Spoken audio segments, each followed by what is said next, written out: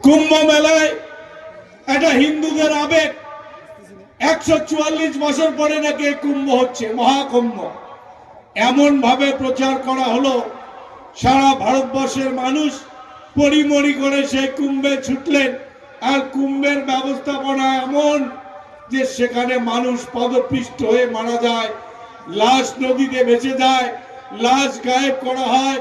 অথচ উত্তরপ্রদেশের সরকার তারা বলছেন কুম্ভের ব্যবস্থাপনা খুব ভালো।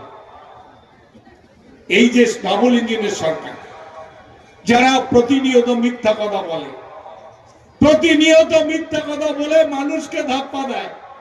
আজকে আমরা মণিপুরে দেখেছি, প্রায় 2 বছরের বেশি সময় ধরে মণিপুরের জাতি দাঙ্গা প্রচন্ড আকার নিয়েছে এবং শেষের 1 বছর সেখানে মানুষ কেউ ঘরে থাকতে পারেনি। একে অপরের বিরুদ্ধে আগ্নেয়াস্ত্র নিয়ে, বল্লম নিয়ে, তীর নিয়ে লড়াই করছে মণিপুরের মানুষ। আমাদের ভারতবর্ষের প্রধানমন্ত্রী, আমাদের ভারতবর্ষের স্বরাষ্ট্রমন্ত্রী সেই মণিপুরে জাতি দাঙ্গা থামানোর জন্য তারা কোনো কথা বলছেন না।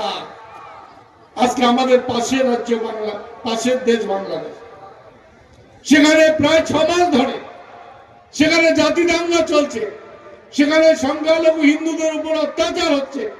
আমরা বারবার করে পার্লামেন্টে দাঁড়িয়ে আমরা ভারত সরকারের অবস্থান জানতে চেয়েছিলাম, কিন্তু ভারত সরকার খালি মুখেই বলেন যে আমরা হিন্দুদের দুঃখে কাতর, আমরা হিন্দুদের দুঃখে চোখের জলে বুক ভাসাই।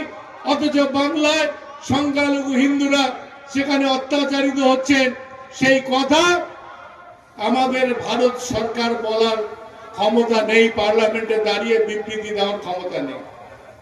আর আমার বাংলায় এসে শুভেন্দু বাবুরা, বাংলায় এসে সুকান্ত বাবুরা, তারা হিন্দুদের দরদ দেখাচ্ছেন, হিন্দুদের দরদে বুক উতলে পড়ছেন। অথচ পার্লামেন্টে দাঁড়িয়ে বাংলাদেশের হিন্দুরা নির্যাতিত হচ্ছেন, এই কথা দাঁড়িয়ে প্রতিবাদ করার সাহস এই বাংলার বিজেপি সাংসদদের নেই। এখানে যারা উপস্থিত আছেন আমার মা ও বোনেরা, যারা হিন্দু ভাইরা আছেন, আপনাদের ভালো করে মনে করতে হবে, আবার 2026-এর বিধানসভা নির্বাচনের সামনে বিজেপির বিধায়করা আবার উত্তরবঙ্গের আলাদা রাজ্য ভাগের দাবিতে তারা নতুন করে আন্দোলন তৈরি করার জন্য তারা স্মারকলিপি জমা দিয়েছেন। কারণ নির্বাচন এলেই উত্তরবঙ্গের জন্য তাদের মাথা ব্যথা শুরু হয়, উত্তরবঙ্গের বঞ্চনা নিয়ে তাদের নতুন কথা মনে হয়, উত্তরবঙ্গের রাজবংশী মানুষগুলার অবহেলার কথা তাদের মনে হয়। আর নির্বাচনী বৈতরণী পার হলেই উত্তরবঙ্গের মানুষের জন্য কোনো কথা এই বিজেপি সাংসদ বা বিজেপি দলের মন্ত্রীরা পার্লামেন্টে দাঁড়িয়ে কোনো কথা বলেননি। আজকে আমরা কুচবিহারের রাজবংশী মানুষ, আমরা দেখেছি যে কুচবিহারের কিছু তথাকথিত রাজবংশী নেতা যারা রাজবংশী মানুষের দরদের নাম করে কুচবিহারের মানুষকে ঠকিয়ে আলাদা রাজ্যের দাবির কথা বলে তারা কুচবিহারের রাজবংশী মানুষকে সংঘবদ্ধ করার চেষ্টা করছেন।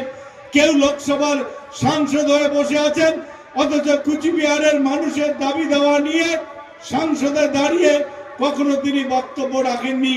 শুধুমাত্র নিজের সুবিধা করার জন্য, নিজের চেয়ার বাঁচিয়ে রাখার জন্য এই বিজেপি এবং আমাদের কিছু রাজবংশী নেতা তারা নির্বাচনে নিজেদের বোঝাপড়া করছে।